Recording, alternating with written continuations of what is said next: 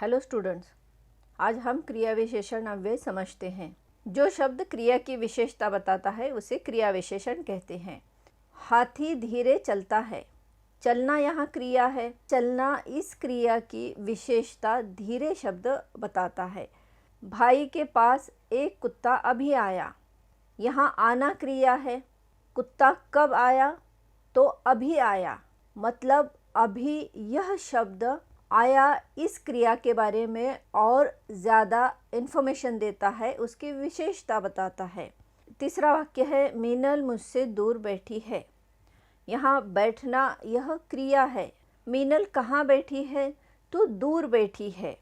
तो बैठना इस क्रिया के बारे में और ज़्यादा इन्फॉर्मेशन दूर यह शब्द देता है। तो दूर यहाँ क्रिया विशेषण अव्यय है। खिलाड़ी बहुत थका हुआ था। इस सेंटेंस में थकना यह क्रिया है। खिलाड़ी कितना थका हुआ था? तो बहुत थका हुआ था। क्रिया विशेषण ऐसे शब्द होते हैं जो क्रिया के बारे में या वर्ब के बारे में और इन्फॉर्मेशन देते हैं, उसकी विशेषता बताते हैं। क्रिया विशेषण के 4 भेद हैं। कालवाचक क्रिया विशेषण अव्यय देखने वाले हैं। यहाँ मैंने कुछ वाक्य लिखे हुए हैं। जब हम इन वाक्यों को पढ़ेंगे तब समझेंगे कि इन सभी वाक्यों में क्रिया कब हुई है ये पता चलता है, और जिस वर्ड से, जिस शब्द से हमें पता चलता है उन्हें ही कालवाचक क्रिया विशेषण अव्यय कहते हैं। उसके पास एक कुत्ता अभी आया। यहाँ आना यह क्रिया है, एक्शन आने का है। कुत्ता कब आया? अभी आया। तो अभी यह शब्द कालवाचक क्रिया विशेषण अव्यय है। रात भर बरसात हो रही थी। यहाँ होना यह क्रिया है। बरसात कब हो रही थी? तो रात भर हो रही थी। क्रिकेट का मैच कल होगा। क्रिकेट का मैच कब होगा? तो कल होगा। जब भी आपको पहचानना है कि कालवाचक क्रिया विशेषण अव्यय कौन से हैं, तो आप वर्ब को कब यह क्वेश्चन पूछेंगे और जो उसका आंसर होगा वो कालवाचक क्रिया विशेषण अव्यय होगा। अब हम इसकी परिभाषा समझते हैं। जो क्रिया विशेषण शब्द क्रिया के होने के समय के बारे में बताता है वो कालवाचक क्रिया विशेषण कहलाते हैं। आज हम स्थानवाचक क्रिया विशेषण अव्यय को समझने वाले हैं। जब हम इन वाक्यों को पढ़ेंगे तब समझेंगे कि इन वाक्यों में हमें कहाँ इस क्वेश्चन का आंसर मिल रहा है। कहाँ मतलब क्रिया कहाँ हुई है। पहला वाक्य है, मेरे चारों ओर घना जंगल था। इस वाक्य में हम क्रिया को कहाँ यह क्वेश्चन पूछते हैं। कहाँ जंगल था? तो उसका आंसर मिलता है चारों ओर। मतलब चारों ओर यह स्थानवाचक क्रिया विशेषण अव्यय है। दूसरा वाक्य है, राजेश मेरे सामने बैठा था। राजेश कहाँ बैठा था? तो सामने बैठा था। अगला वाक्य है, ईश्वर सर्वत्र है। ईश्वर कहाँ है? तो ईश्वर सर्वत्र है। तो सर्वत्र यह स्थानवाचक क्रिया विशेषण अव्यय हुआ।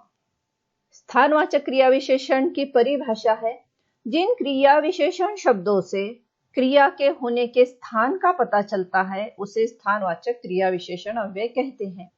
मतलब ये ऐसे शब्द होते हैं जिनसे हमें पता चलता है कि क्रिया कहाँ हुई है। आज हम हिंदी में रीतिवाचक क्रिया विशेषण अव्यय समझने वाले हैं। जिन क्रिया विशेषण शब्दों से क्रिया की रीति या ढंग, रीति मतलब कैसे हुई है, उसका मैनर, रीति या ढंग का पता चलता है उन्हें रीतिवाचक क्रिया विशेषण कहते हैं।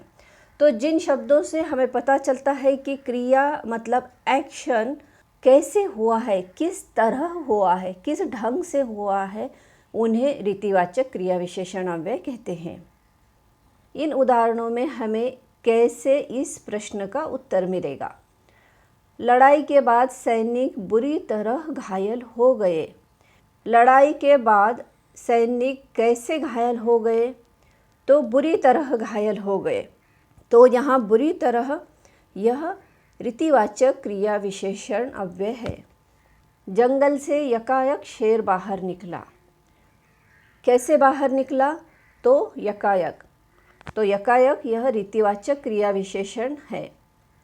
बिजली कड़की और अचानक बारिश शुरू हो गई।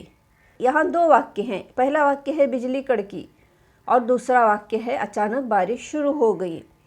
बिजली कड़की को हम कैसे क्वेश्चन पूछते हैं, कैसे कड़की, क्या इसका आंसर हमें मिलता है क्या? पर जब हम दूसरा क्वेश्चन पूछते हैं कि बारिश कैसे शुरू हुई, तो अचानक। तो इस वाक्य में अचानक यह रीतिवाचक क्रिया विशेषण अव्यय है। इन शॉर्ट, रीतिवाचक क्रिया विशेषण अव्यय या एडवर्ब ऑफ मैनर यह हमें कैसे इस क्वेश्चन का आंसर देता है। आज हम हिंदी में परिमाणवाचक क्रिया विशेषण अव्यय समझने वाले हैं। हम यहाँ 3 वाक्य देखने वाले हैं और जब हम इन तीनों वाक्यों को पढ़ेंगे तब समझेंगे कि इन तीनों वाक्यों में हमें कितना, कितनी या कितने इस क्वेश्चन का आंसर मिल रहा है। पहला वाक्य है, मेरी कामयाबी पर भाई बहुत खुश था। यहाँ वर्ब है, क्रिया है खुश होना। भाई कितना खुश था, तो बहुत खुश था। तो बहुत यह परिमाणवाचक क्रिया विशेषण अव्यय है। मीनल थोड़ी उदास थी।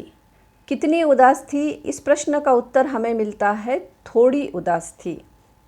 मेरी कामयाबी पर पिताजी कुछ ज़्यादा ही खुश थे। पिताजी कितने खुश थे, ज़्यादा खुश थे। तो यहाँ बहुत, थोड़ी, ज़्यादा ये परिमाणवाचक क्रिया विशेषण अव्यय के शब्द हैं। अब यहाँ हमें कितना, कितनी या कितने यह क्वेश्चन पूछना है। हम यहाँ जो जेंडर दिया होगा, जो लिंग दिया होगा, स्त्रीलिंग, पुल्लिंग, तो उसके हिसाब से कितना, कितनी या कितने यह क्वेश्चन पूछेंगे। नीट प्रवेश परीक्षा बेहद कठिन थी। कितनी कठिन थी, बेहद। तुम्हें रोज़ थोड़ी थोड़ी कसरत चाहिए। कितनी कसरत चाहिए, थोड़ी थोड़ी चाहिए। हमें स्वस्थ रहने के लिए पर्याप्त भोजन लेना चाहिए। कितना भोजन लेना चाहिए, तो पर्याप्त लेना चाहिए। तो यहाँ बहुत, बेहद, थोड़ी थोड़ी, पर्याप्त ये सभी परिमाणवाचक क्रिया विशेषण के शब्द हैं। आप परिमाणवाचक क्रिया विशेषण अव्यय कैसे पहचानेंगे, तो आप वर्ब को कितना, कितनी या कितने इनमें से एक क्वेश्चन पूछेंगे और उसका जो भी उत्तर मिलेगा, जो आंसर मिलेगा, वो परिमाणवाचक क्रिया विशेषण अव्यय होगा।